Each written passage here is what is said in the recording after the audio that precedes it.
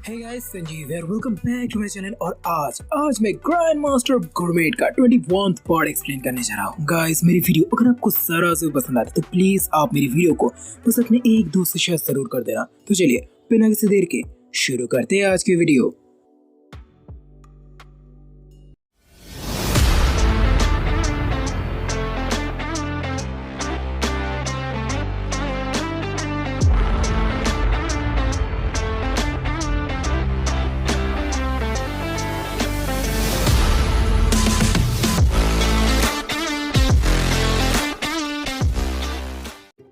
तो गाइस, पिछले पार्ट के आखिर में हम सभी लोगों ने देखा था कि अपने भैया तो बस अपना दिल का हाल बयां कर रहे थे, लेकिन अपने भैया की बात सुनकर उन तीनों के दिल में हो जाता है छेद, क्योंकि उन तीनों के दिल में था एक बहुत बड़ा खेद। जिसके बाद आखिरकार जाओ जाकर अपने भैया को संभाल लगते और कहते, अबे तू मेरा एम्प्रेस है, तेरे लिए मैं कुछ भी कर सकता हूँ, क्यों है ना। जाओ की बातें सुनकर बाकी दोनों भी शर्म के मारे कुछ बोल नहीं पाते, बस अपना सिर हिला देते हैं। जब वो लोग ऐसे बात कर ही रहे थे तब भी एंट्री होती है अपने चूहो भैया की। और चूहो भैया को अपने दो पैरों पर अच्छे से चलते देख रन के तोते उड़ जाते हैं। वो पूछते हैं, अबे ये क्या लोचा है, तेरे पैर तो कट चुके थे ना। तभी चूहो भैया दिखाते हैं, अबे देख अपने हीरो ने मुझे क्या तोहफा दिया है। इतना कहकर चूहो भैया अपने भैया के दिए सिंथेटिक पैर को सभी को दिखाते हैं, जिसे देखकर सभी बहुत ज्यादा इम्प्रेस होते हैं। इसके बाद फिर चूहो भैया अपने भैया को थैंक यू बोलने के लिए उसकी तरफ लपकते हैं, लेकिन अपने भैया को कोई शौक नहीं था लड़कों से उतना चिपकने का। जाओ और शैंग भी इस बात को अच्छे से समझ जाते हैं, इसलिए वो तुरंत टैंक चुप उससे पीछे हटा देता है। अबे हम कह देते हैं इससे दूर ही रहना, हाँ नहीं तो। और लड़कियों के गुस्से के सामने आज तक इस लड़की की चलिए, इसलिए चू भैया भी डर के मारे दुपक जाते हैं। तभी जाओ अपने भैया से कहते हैं, डार्लिंग तुम्हारा रेस्टोरेंट लगभग तैयार हो गया, चलो हम सभी मिलकर उसे देखने चलते हैं। ये सुनकर अपने लिए भैया भी खुशी खुशी जाओ और रैन के साथ जानने लगते, लेकिन तब भी उन्हें पीछे से शैंग रोक लेती और कहती है, तुम्हें पता है ना ये दोनों अपने फायदे के लिए तुम्हारी मदद कर रहे हैं। ये सुनकर अपने भैया जोर जोर से हंसने लगते। वो हंस इसलिए रहे थे क्योंकि उनका मानना था कि बड़े सपनों की कोई ना कोई कीमत जरूर होती है। शैंग को भी वो यही बात समझाते हैं। जैसे उनका शैंग मुंह फुला लेती और कहती है, हमेशा बड़ी बड़ी बातें। इसके बाद सभी चल पड़ते हैं अपने भैया के नए रेस्टोरेंट की तरफ, जहाँ पर धूमधाम से उनके रेस्टोरेंट की ओपनिंग होते है। और अपने रेस्टोरेंट को इतने धूमधाम से खुलते देख अपने हीरो के आंखों से तो निकल रहा था खुशी के पानी, क्योंकि याद आ रहा था इस सपनों के लिए उनकी सभी तरह की कुर्बानी, जब हुआ था इस सपनों के लिए उनके साथ आनाकानी। लेकिन आखिरकार वो अपने आप को संभालते और शैंग के पास जाकर उसके दोनों हाथों को बड़ी प्यार से पकड़ लेते हैं और कहते हैं, मैं तुम्हारा बहुत ज्यादा शुक्रगुजार हूँ शैंग, तुमने आज तक मेरे लिए जो कुछ भी किया है। शैंग मैडम इस पल को बहुत ज्यादा अच्छे से एंजॉय कर रही थी, लेकिन शायद जाई जी को उन दोनों की ये खुशी देख ही नहीं गई जरा, क्योंकि अगले ही पल वो एक सवाल ले आती है बड़ा, लुजियान क्या तुम्हारा डर पूरी तरह से गायब हो चुका है। और बस इतना सुनते अपने भैया का डर फिर से झाग जाता है और वो किसी छोटे बच्चे की तरह दुपक जाते हैं। इससे तो शैंग का सारा मूड खराब हो जाता है, लेकिन वहाँ दूसरे अपने भैया अपने आप को संभालते और किचन की तरफ जाने लगता है। तभी शैंग ने पीछे से पकड़ लेते हैं और उन्हें एक प्यारा सा हक देते हुए कहते हैं, लुजियान मुझे यूनर ने कहा है कि तुम जितने समय तक यूनर के साथ तय हाउस में रहे तब तुम्हारी ये बीमारी कभी नहीं देखी गई। क्या इसका मतलब ये है कि मैं तुम्हारे लिए वो खास लड़की नहीं हूँ। और बस अपने भैया के तोते उड़ जाते हैं, वो यूनर की तरफ मुड़ते हैं और पूछते हैं, अबे क्या तूने सही है कहा। लेकिन यूनर मैडम तो दूसरी तरफ मुड़कर सीटी बजाने लगती है, मानो वो कह रही हो, अबे मुझे इस बारे में कुछ नहीं पता, तो खुद देख ले। अपने भैया बहुत बड़ी मुश्किल में पड़ चुके थे, लेकिन अब तो उन्हें मैडम को कोई जवाब देना ही था, इसलिए वो कहते हैं, हाँ क्यों नहीं, रिश्ते में तुम मेरे हस्बैंड हो और मैं तुम्हारी वाइफ। और बस देख तो शैंग मैडम का थोड़ा मूड खराब हो जाता है, गुस्से से दौड़ते हुए वो सीधा अपने भैया को किचन की तरफ फेंक देती है।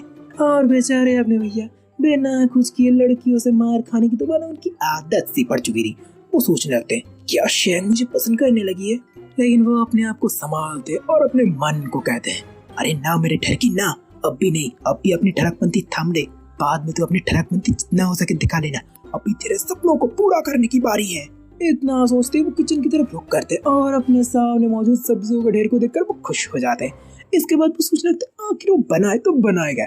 तभी उनके सामने आ जाता है एक बेसहारा मुर्गा, और पता नहीं किसका मुंह देखकर आज उस मुर्गे ने उसको बांध दिया था, क्योंकि उस मुर्गे को देखकर अपने भैया के मन में लालच जाग जाता है और बेचारा वो मुर्गा अपने भैया के रेस्टोरेंट के सुखद भविष्य के लिए ऐसे ही अपने आप को शहीद कर देता है।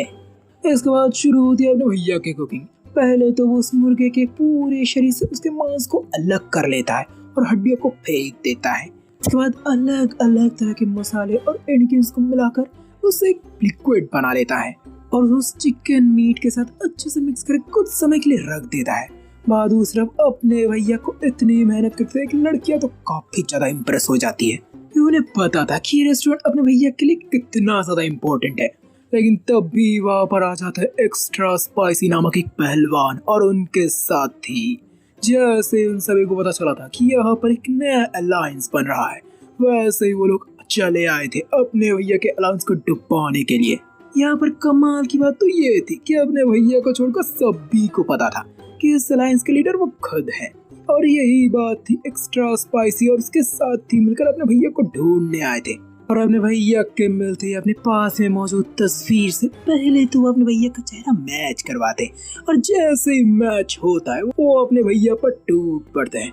वो तीनों भी इस चीज को रोकते नहीं क्योंकि वो जानना चाहते थे कि अपने भैया इस चीज से कैसे डील करते हैं।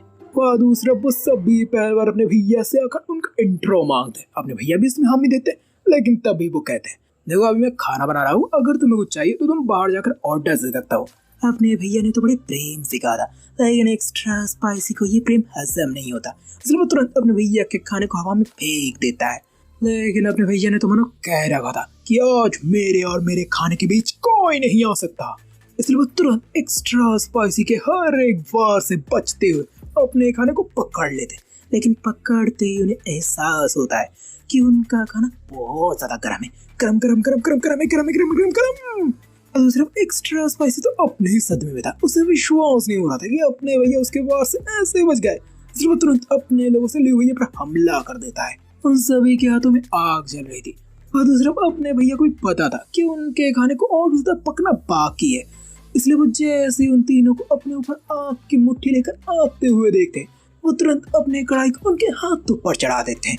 उन तीनों को समझ में नहीं आ रहा था कि आखिरकार ये सब हो क्या रहा है, इसलिए वो थोड़ा सा पॉज लेते हैं। लेकिन अगले ही पल वो फिर से अपने भैया के ऊपर हमला कर देते हैं। लेकिन अपने भैया तो सुपर से भी ऊपर थे, उन सभी के बीच से ऐसे फिसल रहे थे जैसे हो कोई मर्क्यूरी का बूंद। और जैसे ही वो देखते कि उनका खाना सही से पक गया है, वैसे ही वो अपने खाने को हवा में उछाल देते हैं और खींच लेते हैं उन तीनों में से एक की लुंगी, जिसके अगले ही पल बच जाती है सबकी पुंगी। हवा में फेंके गए उन गरम तेल में से अपने भैया तो अपनी जरूरत की चीजें निकाल लेते, लेकिन वो गरम तेल सीधा उन तीनों पर बरस पड़ता है। इससे बेचारे उन तीनों की बड़ी दयनीय हालत हो जाती है। अपने सामने के नजारे को तो एक्स्ट्रा स्पाइसी भौचक्का होकर देख रहा था, उसे विश्वास नहीं हो रहा था कि अपने भैया उनके वहां से कैसे बच रहे थे। लेकिन अगले ही पल वो खुद अपने भैया पर हमला कर देते हैं। वहाँ दूसरी तरफ जब अपने भैया खाने के दूसरे स्टेप को करने जा रहे थे, तब वो देखते कि आग पूरी तरह से बुझ चुके हैं। लेकिन तब भी उनकी मदद के लिए आ जाते हैं वहाँ पर एक्स्ट्रा स्पाइसी की गरम मुट्ठी, और अपने भैया भी एक्स्ट्रा स्पाइसी की मदद को इनकार नहीं करते। वो फिर से उनके हाथों पर कढ़ाई चढ़ा देते हैं और मीट के उन सभी टुकड़ों को उनके ऊपर डालने लगते हैं। एक्स्ट्रा स्पाइसी को तो कुछ समझ में नहीं आ रहा था कि आखिरकार सिर्फ हो क्या रहा है, इसलिए वो थोड़ा सा पॉज लेता है। लेकिन अगले ही पल फिर से अपने भैया के ऊपर हमलों की बरसात कर देता है। लेकिन अपने भैया को तो झाड़ भर फर्क नहीं पड़ रहा था, क्योंकि उन्हें मिल चुका था अपने काम का फ्लो, इसलिए नहीं पड़ रहा था उनका काम जरा भी स्लो।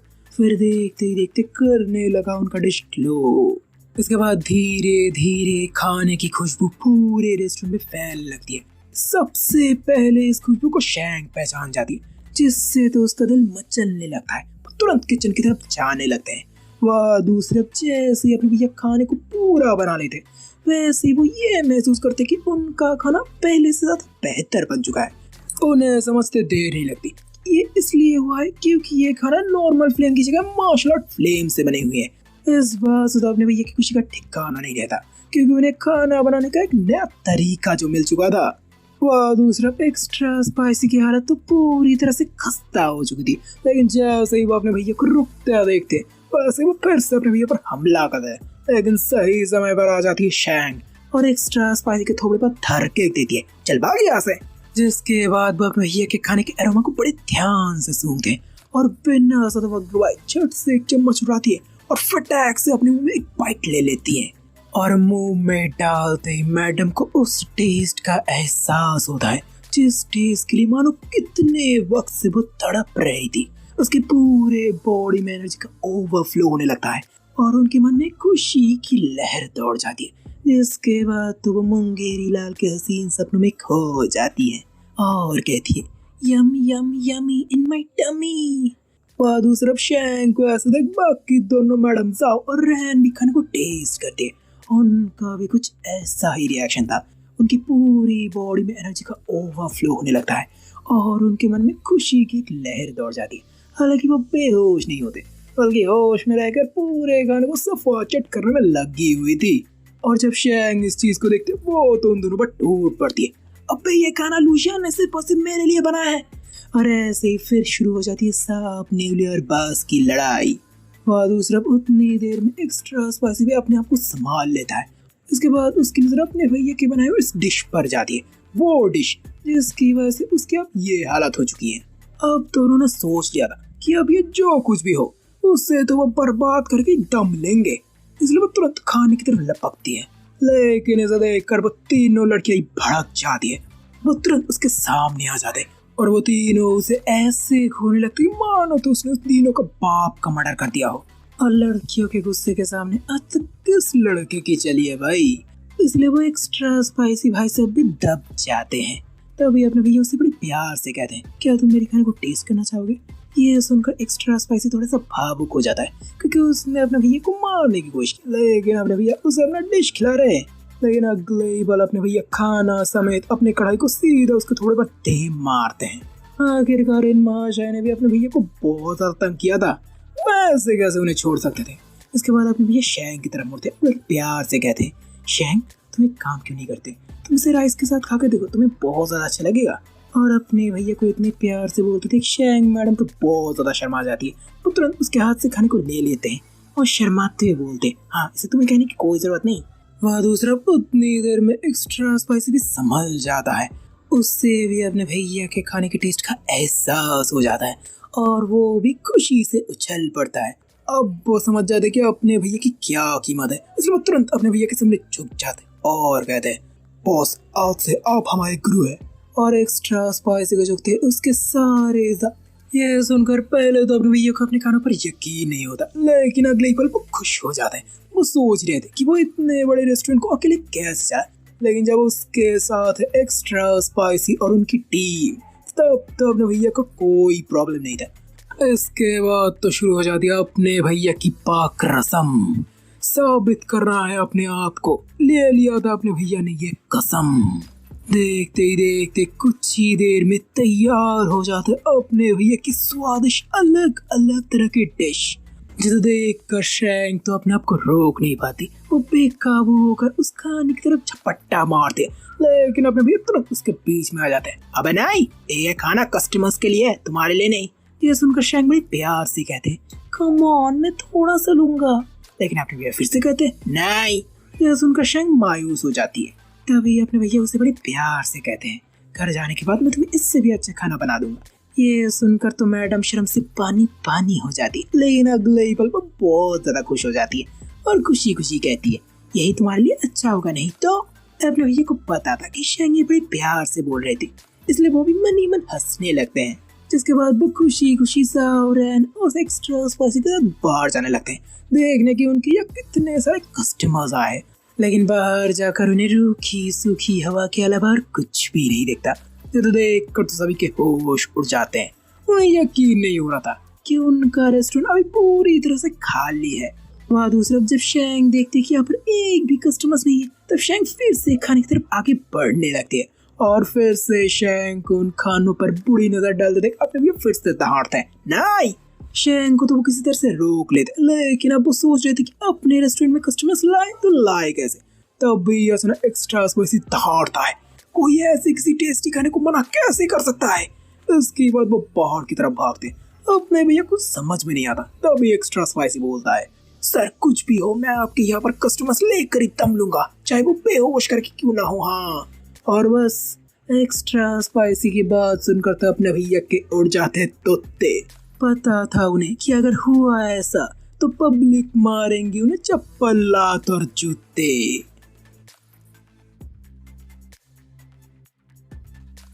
गाइस आज के लिए बस इतना है, इससे ज्यादा तो मैं आपको सुना नहीं पाऊंगा। तो गाइस आपको क्या लगता है कि अपने भैया के रेस्टोरेंट खाली होने की क्या वजह है? क्या ये कोई कोइंसिडेंस है या फिर इसके पीछे कोई और ही बड़ी वजह मौजूद है? कहीं जिसने पहले एक्स्ट्रा स्पाइसी को भेजा था उसी का तो नहीं है ये साजिश? जानने के लिए देखते रहिए आप मेरी इस कहानी को, the grand master of gourmet. Guys मेरी वीडियो अगर आपको जरा सी पसंद आती तो प्लीज आप मेरी वीडियो को बस अपने एक दोस्त से शेयर जरूर कर देना। तो चलिए आज के लिए विदा लेता हूँ आपसे।